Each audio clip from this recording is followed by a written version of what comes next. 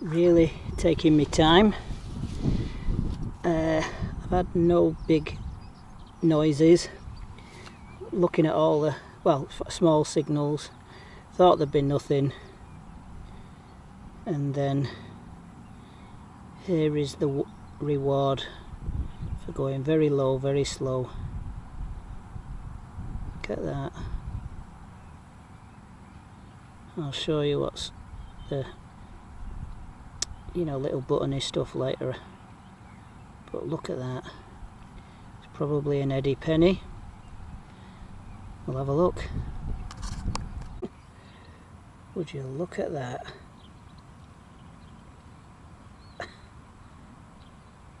Shine, shine, shine.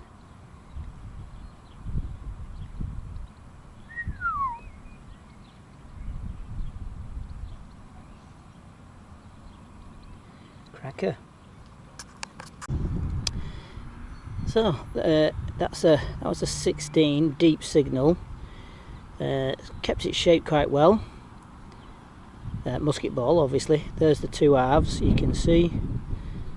I don't know if it's been clipped there in the ground or whether that was just after it was made. Nice colour on it. So yeah, right, if we just get the little bag of rubbish out.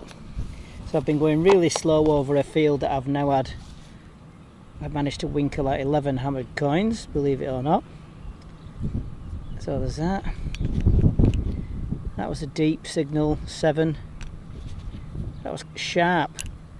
I think the Equinox is designed to respond well to round shapes. That was deep, about 9 inches, but a good sharp signal. I think that was the second signal I had. Deep faint signal, button. Might be a bit of silver on there. Yeah, a bit of rubbish. That was a tempting signal, 12, very deep, about 10-11 inches. That was an 11, that's a tatty 5p.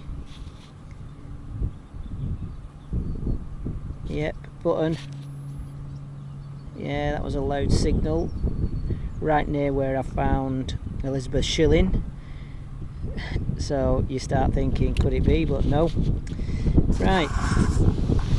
Okay, so just say hello to Brad and Evie, nephew and niece, if they're watching. Thank you very much. Yeah, so that Eddie penny, we might have a little look at that again before we go home, but it's Sunday and I'll have to go home. Also like to say hello and a thank you to, I think it's Cassup, Knox, Digger, Wigham, you better find it from that, Gordon, Detectorist. I've been on his spot, but he's doing really well on there, putting a lot of time in, winkling out, you know, cut halves, you know, very old cut halves, short cross. So he's really taking his time. He's got some Bronze Age finds on there, so, and Roman denarii. So it's tempting to go down and join him, but I'll leave him for a bit down there. He's doing really well. Going very low, very slow. So if you're going across 4 or 5 fields, or 2 or 3 fields, or a big field of an afternoon with your detector swinging left and right, coming back with, you know, the Queen Victoria style penny and maybe some George III pennies, big signals. If you just have a look at your finds, if you're not coming back with tiny little buttons and things like that, you perhaps just need to try going a little bit lower and slower and seeing what comes up. I know it's frustrating when you can race across and come back with, you know, loud noises like, you know, your pre-1948 silver sixpences, but these hammered coins can be, you know, low numbers but quite deep, So just imagine if your hammered coin has been there for 500, 700, 800 years, it's slowly sunk down in the ground, maybe folded up, it's going to give a tiny little signal. So just go really low and slow. Once you start finding one or two, you'll know what you're looking for then. So good luck, and let's rescue a little bit of history, eh? Right, I'm back home.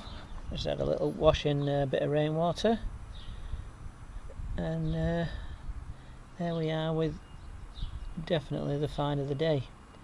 Shame the writing is a bit worn, but a good detectorist has said that it's probably an Eddie Penny Exeter Mint. These things are very, very nice, aren't they? That is 1p in about 1280 or whatever it was, 1290, something like that.